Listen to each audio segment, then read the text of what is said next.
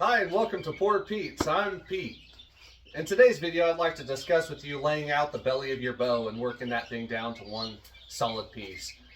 One thing I really want to stress is the consistency of making that even with the front. These self bows, the outside ring of the tree, it's going to wave, it's going to be inconsistent, so you can't follow those rings evenly all the way through the belly of that bow. But you want the wood to be. So if the back was like this, you want the wood to be perfectly lined up as you go throughout that bow. You want it to be nice and square. And in the last video, we did the layout of the limbs. And I can't stress enough how you want the sides to be square. You don't want them, you know, being off from each other. And just take your time, work it. And I tell you what, when you pay attention to the consistency of both the belly and the sides of the limbs, when you go to the tillering process, it's going to pay off and it's going to pay you dividends instead of you having to continually work that wood down and end up with a bow that is not the target of what you originally intended it to be. So let's get after it. All right, to lay out the side of the bow, or the belly of the bow, to cut the wood off, I'm gonna go 3/8 of an inch. Just check and make sure that the other side is, yep, so it's doing good.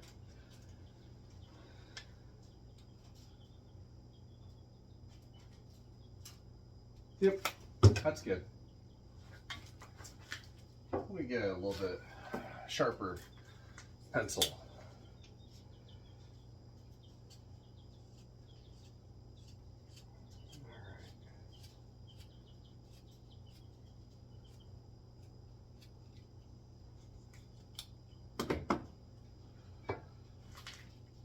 All right, so I'll show you.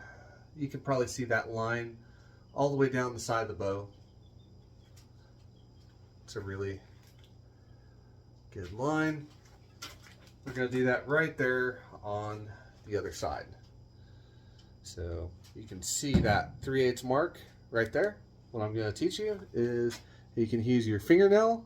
I used my middle finger up against the back of the bow. I slide this out. I lock those three fingers, my thumb, index, and middle finger together, and I can slide. Carpenters use this all the time. And what I'm going to do is, because the back is all over the place, see, I can come back down and recheck my mark on where I marked, and it is very extremely accurate as long as you hold your hand well. So I'm just sliding against my fingernail, and I'm going to be going all the way down the bow, and I'm putting 3/8 from the back of the bow onto this, and just slow down on the curves and the bends. And if you got a little pin knot close to the sides, just slow down. It's not a big deal. It's not a race. It's just another day you're out just being able to make a cool bow. Make a cool bow for a buddy of mine. So, all right. So we got both sides of that bow marked on the limbs 3/8 the whole entire way. And I want to take that, and I'm going to take the draw knife, and I'm going to try and match that 3/8 on both sides and just go right down to the line. Now when I work that draw knife, just be careful. You're going the correct way in the grain, and you're cutting the corner, making a pyramid in the center, and then cutting that pyramid off. Make it easy on yourself. But if you don't, you'll learn.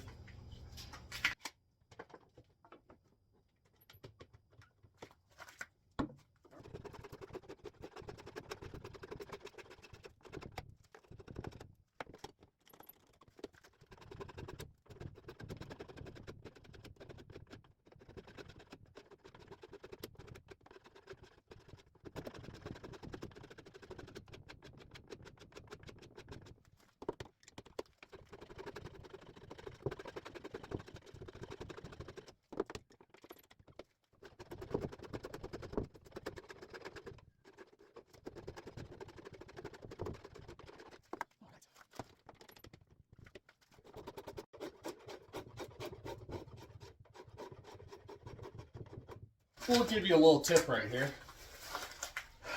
if you're coming down the bow, and let me get this where you can just see it a little bit better, but let's say you're coming down the bow and you're on a high spot, and that thing kind of sweeps and goes a little under right here. Where I'm really high and I'm coming down low, you really want to watch yourself and be careful. If you've already done this part, you can actually take that knife, stab in here, and rip out a whole entire chunk out of the side of that limb, and you'll be altering your bow, I guarantee it. So, just a little tip right there. I don't know.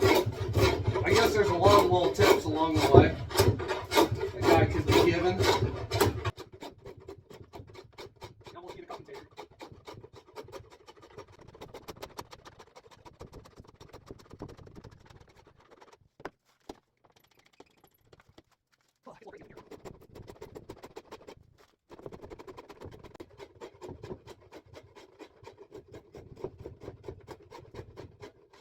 You know, wood wants to do its own thing. Many times when you split a log, the way that they split and come apart, they don't go back together the same exact way. They got different types of tension in different types of areas of that wood. So many times when you're making bows, you start removing wood, and that wood will move ever so slightly, just because some of that wood wants to go one way and some of it wants to go another way. Creates tension inside there, and I guess many times it takes two to tango. So if you take one away, you're not going to have a problem. It's just going to be one way.